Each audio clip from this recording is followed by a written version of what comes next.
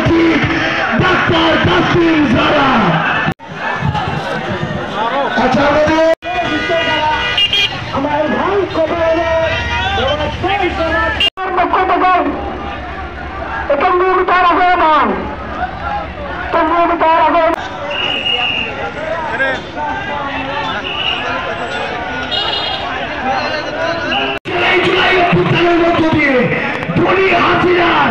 পতন ঘটালো ওই শহীদ মিনারে এক দফায় ঘোষক জাতীয় নাগরিক পার্টি। প্রিয় উপস্থিতি, আপনারা জানেন